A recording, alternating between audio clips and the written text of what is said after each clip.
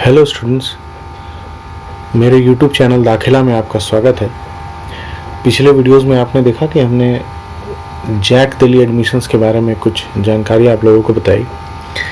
आज हम कुछ ऐसे केस स्टडीज़, क्वेश्चंस, कन्फ्यूजन्स के बारे में बात करेंगे जो अक्सर स्टूडेंट्स को फॉर्म अप्लाई करते समय उनको रहता है, और दूसरा जब काउंसलिंग होती है उस वक्त भी उन्हें ये कन्फ्यूज़न रहता है कि जो कैटेगरीज़ है और जो सर्टिफिकेट्स हैं वो उनके कैसे होने चाहिए।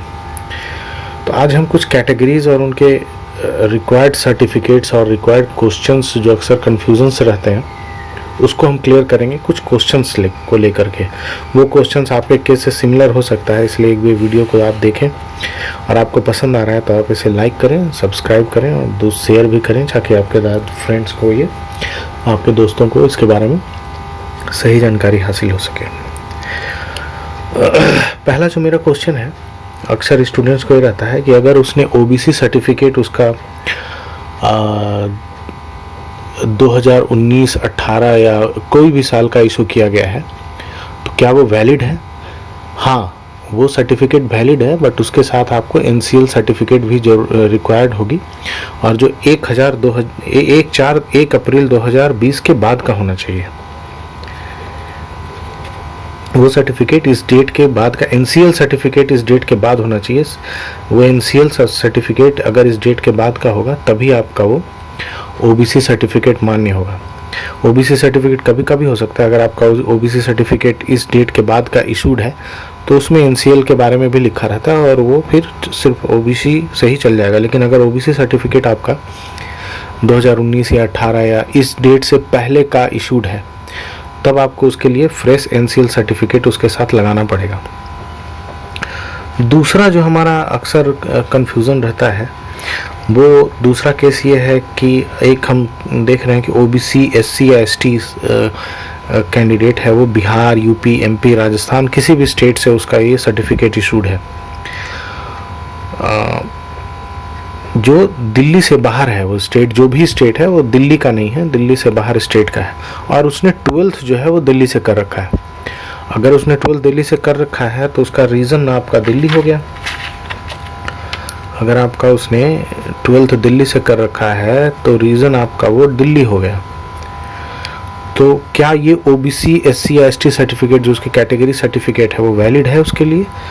तो वैलिड नहीं है। मैंने ये पहले भी डिस्कस किया है और आज फिर बता रहा हूँ, वो वैलिड नहीं है क्योंकि उसका रीज़न है दिल्ली, और सर्टिफिकेट भी उसको दिल्ली से ही चाहिए, दिल्ली स्टेट गवर्नमेंट से इशूड सर्टिफिकेट चाहिए। उसके पास अगर ओबीसी, एससी या एसटी सर्टिफिकेट अगर किसी दूसरे स्टेट से है और 12th अगर उसने दिल्ली से किया है तो उसका ओबीसी सर्टिफिकेट यहाँ मान्य नहीं होगा और उसे जनरल कैटेगरी की तरह ही ट्रीट किया जाएगा और उसको जनरल कैटेगरी में ही अप्लाई करना चाहिए। अदरवाइज उसका जो एट द सीट अलॉटमेंट हो जाएगा और जब प्रूफ नहीं कर पाएंगे तो सीट आपकी कैंसिल हो जाएगी। तीसरा जो हमारा एक क्वेश्चन है वो ये है कि एक कोई ऐसा कैंडिडेट जिसकी ओबीसी, एससी या एसटी सर्टिफिकेट एमपी से है और उसने 12th यूपी से कर रखा है।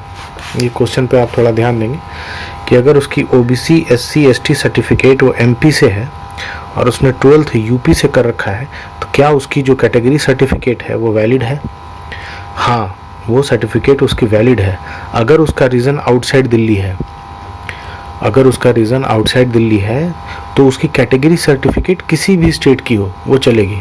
वो एमपी से वो इशूड हो और 12th उसने यूपी से किया है या कोई भी ऐसा अलग अलग ही अगर ये है तो वो वैलिड है। उसमें कोई आउटसाइड दिल्ली में अगर वो कैंडिडेट, उसका रीज़न आउटसाइड दिल्ली है तो वो वैलिड है। क्योंकि जब अगर हम यहाँ पर वो यूपी से कर लिया तो अगर यूपी से उसने कर ली है आपको 12th, तो उसकी जो रीज़न हो गई वो आउटसाइड दिल्ली हो गई, तो उसका ये सर्टिफिकेट कहीं से भी इशूड हो वो वैलिड है। एक चौथा एक एग्जांपल हम ले रहे हैं यहाँ पर। चौथा एग्जांपल ये है कि अगर उसने 12th दिल्ली से किया है और ईडब्ल्यूएस सर्टिफिकेट उसका बिहार, यूपी, एमपी या किसी अदर स्टेट से है तो क्या उसका ये ईडब्ल्यूएस सर्टिफिकेट वैलिड है? क्वेश्चन एक बार फिर से देख लें कि अगर उसने 12th दिल्ली से किया है, ईडब्ल्यूएस सर्टिफिकेट उसका दिल्ली से बाहर किसी दूसरे स्टेट से है तो क्या उसका ईडब्ल्यूएस वैलिड है? हाँ, उसका ईडब्ल्यूएस सर्टिफिकेट वैलिड है। इसलिए वैलिड है क्योंकि EWS सर्टिफिकेट उसका कहीं भी स्टेट का हो, किसी भी स्टेट का हो, वो एक्सेप्टेबल होता है, वो एक्सेप्टेबल होता है। इसलिए EWS सर्टिफिकेट जैक किसी भी स्टेट से इशूड हो वो उसको एक्सेप्ट करती है वो, लेकिन रीज़न यहाँ पे उसका दिल्ली ही रहेगा और कैटेगरी उसकी EWS हो जाएगी। ये वैलिड है। इस तरह के अक्सर कन्फ्यूजन रहते हैं। अगर आपको और भी कोई कन्फ्यूज़न है तो आप मुझे कमेंट बॉक्स में लिख सकते हैं, मैं उसका रिप्लाई देने की कोशिश करूँगा। और अगर कुछ नंबर ऑफ़ कंप्लेंट्स एक जैसी आ जाएंगी तो फिर उस पर हम लोग एक नया वीडियो भी बना करके आपको बताएंगे। अभी तक तो आज तक तो कोई जैक दिल्ली के वेबसाइट पर ब्राउज़र अपलोड नहीं हुआ है। मुझे लग रहा है इस वीकेंड तक ब्राउज़र और रजिस्ट्रेशन दोनों आ जाएंगे। अभी उन्होंने हेल्प डेस्क चालू किया है जो ईमेल के द्वारा रिप्लाई की जा रही है उनकी, लेकिन उसमें बहुत समय लग सकता है या लेट भी कई दफ़ा होती है। आपको जो भी क्वेश्चंस हैं आप यहाँ पे पूछें, आपको हम कोशिश करेंगे कि आपको इस चैनल के माध्यम से आपको सही जानकारी हम लोग उपलब्ध कराएं। अगर आपको ये मेरा चैनल पसंद आ रहा है तो आप इसे लाइक करें, सब्सक्राइब करें, और किसी भी तरह के सजेशंस के लिए आप मुझे कमेंट बॉक्स में लिख सकते हैं, मैं उसका स्वागत करूँगा। धन्यवाद।